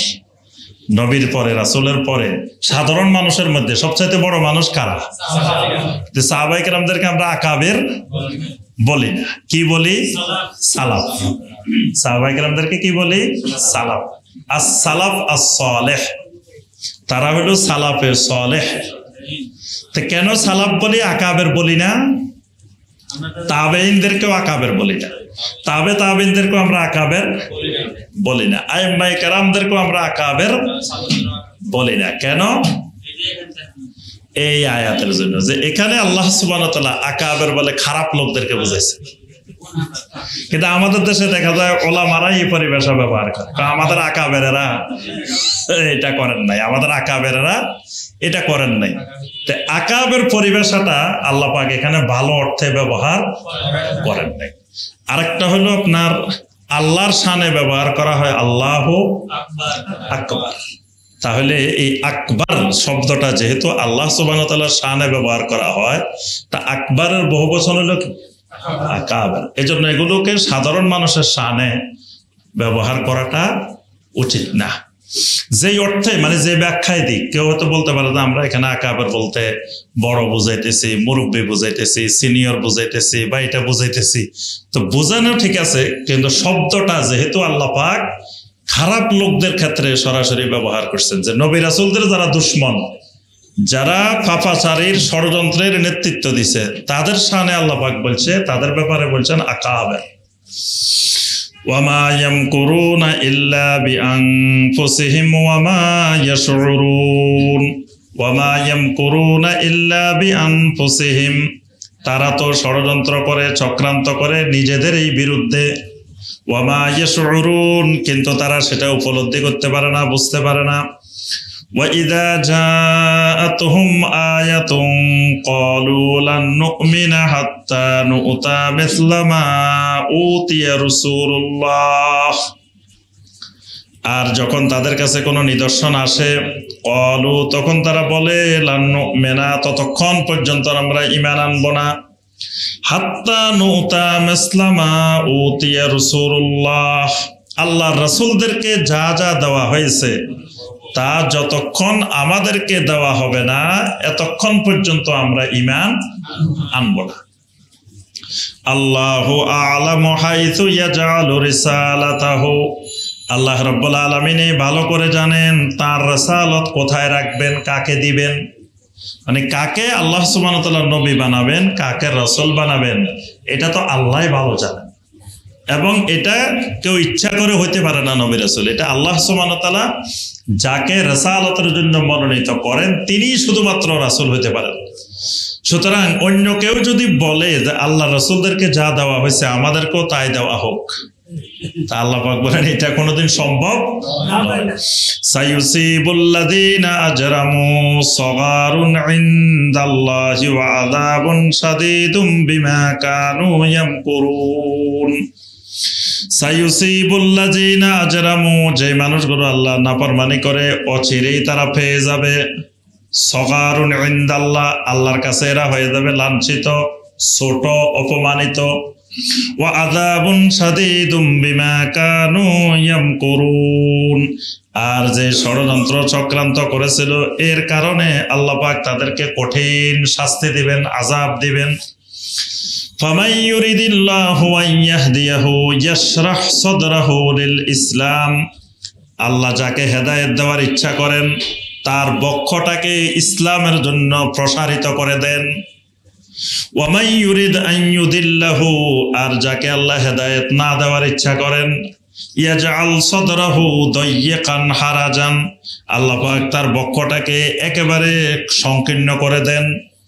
কাআন্নামা ইয়াসআদু ফিস সামা, যেন সে হঠাৎ করে আকাশের থেকে পড়ে গেছে, মানে অনেক উপরে, ধরেন 10 তলা থেকে আপনি পড়ে গেছেন। তো এই লোকটা যেমন সংকীর্ণ হয়ে যায় বক্ষ, তো যে লোকটাকে আল্লাহ হেদায়েত দিবেন না মনে হয় যে এই লোকটা এইরকম উপরের থেকে পড়ে, অথবা সে উপরের দিকে উঠতে যাচ্ছে, মানে উপরের দিকে উঠতে চাইছে অথবা উপরের থেকে পড়ে যাচ্ছে। তো উপরের দিকে উঠতে চাইলেও আপনার ধরেন 5 তলা 10 তলা উঠছেন, এরপরে আস্তে আস্তে বক্ষ সংকীর্ণ হয়ে যাবে, যত উপরে উঠবেন এত সংকীর্ণ। আপনি যদি সিঁড়ি দিয়ে উঠতে থাকেন তো উপরের দিকে উঠতে থাকলে যত 3 তলা উঠছেন, 4 তলা উঠছেন, 5 তলা উঠছেন, আস্তে আস্তে আপনার শরীরের অবস্থা আস্তে আস্তে খারাপের দিকে যাচ্ছে। তা আল্লাহ পাক যাকে হেদায়েত দিবেন না তার বক্ষটাকে আল্লাহ পাক এইভাবে সংকীর্ণ করে দেয়, আর যাকে হেদায়েত দিবেন তাকে ইসলামের জন্য বক্ষটাকে প্রসারিত করে। এটার ব্যাখ্যা দিচ্ছেন ওমর ইবনে খাত্তাব রাদিয়াল্লাহু তাআলা, যে বক্ষ কেমনে প্রসারিত হয়। আচ্ছা জি, তো আপনার আবু বকর রাদিয়াল্লাহু তাআলা আনহুর খেলাফত কালে যখন যে যাকাত অস্বীকারীরা বলল যে যাকাত দিবে না, তখন আবু বকর রাদিয়াল্লাহু তাআলা আনহু বড় বড় সাহাবায়ে কেরামদেরকে নিয়ে পরামর্শে বসলেন। তো ওই পরামর্শের মধ্যে অনেকে বিভিন্ন পরামর্শ দিলেন। ওমর রাদিয়াল্লাহু তাআলা আনহু পরামর্শ দিয়েছেন যে বর্তমানে চতুর্দিকে বন্ড নবীদের আবির্ভাব, তারপর ধর্মত্যাগীদের আবির্ভাব, অনেক ধরনের বিপদের মধ্যে আমরা আছি। আর এই মানুষগুলো তো সালাতও আদায় করে, ঈমানও আছে, তারপরে আপনার সিয়ামও পালন করে, হজও করে, সব আছে, খালি একটা দোষ, যাকাত দিবে না। তাহলে নবী সাল্লাল্লাহু আলাইহি ওয়াসাল্লাম বলছেন উমিরতু আন উকাতিলান নাস হাত্তা ইয়াশহাদু আল্লা ইলাহা ইল্লাল্লাহ, আমরা ওই মানুষটার বিরুদ্ধে লড়াই করে যাব যতক্ষণ না সে সাক্ষ্য দিবে লা ইলাহা ইল্লাল্লাহ। যখন সে লা ইলাহা ইল্লাল্লাহ সাক্ষ্য দিবে আসামু মিন্নি দিমাআহুম ওয়া আমওয়ালাহুম, তখন তার রক্ত তার সম্পদ আমাদের থেকে নিরাপদ। তো এরা তো লা ইলাহা ইল্লাল্লাহ সাক্ষীও দিতেছে, তাহলে আপনি এদের বিরুদ্ধে কেমনে লড়াই করবেন, কেমনে জিহাদ করবেন? ওমর রাদিয়াল্লাহু তাআলা আনহু এই মন্তব্য করলেন। এরপরে সবার বক্তব্য শোনার পরে আবু বকর রাদিয়াল্লাহু তাআলা আনহু বলে উঠলেন ওয়াল্লাহি লা উকাতিলান্না মান ফাররাকা বাইনাস সালাতি ওয়াজ যাকাত, আল্লাহর কসম যেই লোক সালাত আর যাকাতের মধ্যে পার্থক্য করে আমি তার বিরুদ্ধে লড়াই করে যাব। ওয়াল্লাহি লাউ মানাউনি আনাকান ইউআদ্দুনাহা ফি রাসূলিল্লাহি সাল্লাল্লাহু আলাইহি ওয়াসাল্লাম লাকাতালতুহুম আলা মানিইহা, আল্লাহর কসম রাসূলের যুগে যেই পরিমাণ যাকাত দিত তার থেকে যদি একটা ছাগলের রশিও যদি আমাকে কম দেয় তাও আমি তাদের বিরুদ্ধে লড়াই করে যাব।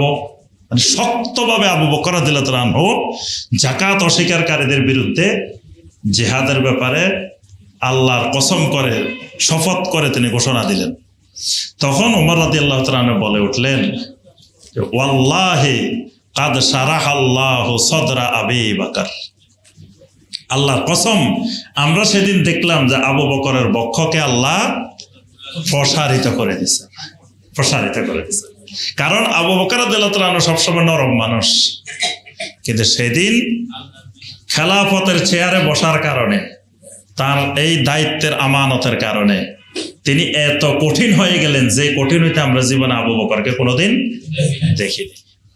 এটাকেই তিনি বললেন যে ওয়াল্লাহি কাদ শারাহাল্লাহু সাদরা আবি বকর, আল্লাহর কসম আল্লাহ পাক সেদিন আবু বকরের বক্ষকে প্রসারিত করে দিয়েছেন।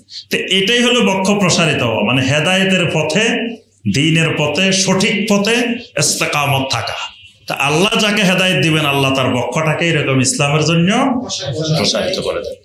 কাযালিকা ইয়াজআলুল্লাহুর রিজসা আলাল্লাযীনা লা ইউমিনুন, এমনি ভাবে আল্লাহ রাব্বুল আলামিন যে মানুষগুলো ঈমান আনেন না এদের জন্য আল্লাহ পাক এই পাপাচারিতা, এই অবাধ্যতাকে আল্লাহ পাক নির্ধারণ করে দেন ওই মানুষগুলোর উপরে যেগুলো ঈমান আনে না। অর্থাৎ ঈমান না আনার জন্য যতগুলো উপকরণ দরকার আল্লাহ পাক এদেরকে ওই উপকরণগুলো দিয়ে দেন।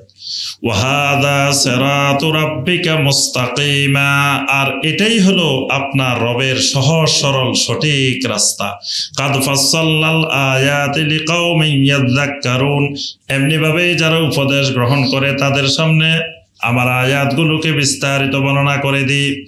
লাহুম দারুস সালামি ইনদা রাব্বিহিম ওয়া হুয়া ওয়ালিয়্যুহুম বিমা কানু ইয়ামালুন, আর এই মানুষগুলোর জন্য আছে তাদের রবের কাছে দারুস সালাম, নিরাপদ আবাস। দারুস সালাম মানে জান্নাত। ওয়া হুয়া ওয়ালিয়্যুহুম বিমা কানু ইয়ামালুন, আর তিনি হলেন তাদের অভিভাবক, তিনি তাদের বন্ধু, বিমা কানু ইয়ামালুন, তাদের ওই কর্মকাণ্ডের আমলের কারণে। ওয়া ইয়াউমা ইয়াহশুরুহুম জামিআ, আর আমি তাদেরকে একদিন সবাইকে সমবেত করব। ইয়া মা'শারাল জিন্নি কাদ ইস্তাকসারতুম মিনাল ইনস, তখন আমি সম্বোধন করে বলবো, হে জিন সম্প্রদায়, কাদ ইস্তাকসারতুম মিনাল ইনসে, তোমরা তো মানুষদের মধ্যে অনেক মানুষকে তোমরা গোমরাহ করে ফেলছিলে। ওয়াকালা আউলিয়াহুম মিনাল ইনসি, মানুষদের মধ্য থেকে যারা নেতৃত্ব দিয়েছিল তারা বলে উঠবে, রব্বানা ইসতামতা বাদুনা বিবাদিন ওয়া বালাগনা আজালানা আল্লাযী আজ্জালতা লানা, রব্বুল আলামিন আমরা একজন আরেকজনের থেকে বিভিন্ন বিষয়ে উপভোগ করেছিলাম। ওয়া বালাগনা আজালানা আল্লাযী আজ্জালতা লানা, আপনি যেই নির্ধারিত সময় নির্ধারণ করে দিয়েছিলেন সেই সময় পর্যন্ত আমরা জিন আর মানুষ মিলে একজন আরেকজনের থেকে উপভোগ করেছি। অর্থাৎ জিন বলতে এখানে জিন শয়তান, জিন শয়তান মানুষকে প্রভাবিত করে গোমরাহ করার জন্য তারা সারা জীবন প্রচেষ্টা চালিয়েছে। আর মানুষের মধ্য থেকেও কিছু আউলিয়া ওহম, মানে তাদের যারা নেতৃত্ব দিয়েছিল, যাদের মুরব্বী ছিল, এরা ওই জিন দ্বারা প্রভাবিত হয়েছিল। ক্বালান নারু মাসওয়াকুম খালিদিনা ফিহা, আল্লাহ পাক বলবেন জাহান্নামই হলো তোমাদের ঠিকানা, খালিদিনা ফিহা, এখানেই তোমাদেরকে স্থায়ীভাবে থাকতে হবে। ইল্লা মা শা আল্লাহ, তবে আল্লাহ যদি চান, আল্লাহ চাইলে আল্লাহ তোমাদেরকে জাহান্নাম থেকে বেরও করতে পারেন। ইন্না রাব্বাকা হাকীমুন আলিম, অবশ্য আপনার রব মহা হিকমতের অধিকারী, মহা ইলমের মালিক। ওয়া কাযালিকা নুওয়াল্লি বা'দাজ যালিমিনা বা'দাম বিমা কানু ইয়াকসিবুন, এমনি ভাবে জালেমদের কিছু অংশকে অন্য কিছু অংশের উপরে আমি প্রভাবিত করি, এভাবে তাদের মধ্যে ভ্রাতৃত্বের সৃষ্টি করি, বন্ধুত্বের সৃষ্টি করি, এবং এক জালেমের উপরে আরেক জালেমকে স্থলাভিষিক্ত করি। বিমা কানু ইয়াকসিবুন, তাদের কৃতকর্মের কারণে।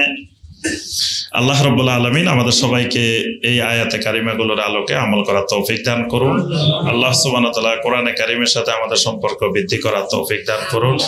আল্লাহ রাব্বুল আলামিন আমাদের সবাইকে ঈমানের উপরে ইস্তেকামত থাকার তৌফিক দান করুন। আমিন ইয়া রাব্বাল আলামিন। আমরা আজকে 129 নম্বর আয়াতে কারিমা পর্যন্ত আমাদের তাফসীর হয়েছে। পরবর্তী তাফসীরে ইনশাআল্লাহ 130 নম্বর আয়াত থেকে আমাদের তাফসীর হবে ইনশাআল্লাহ।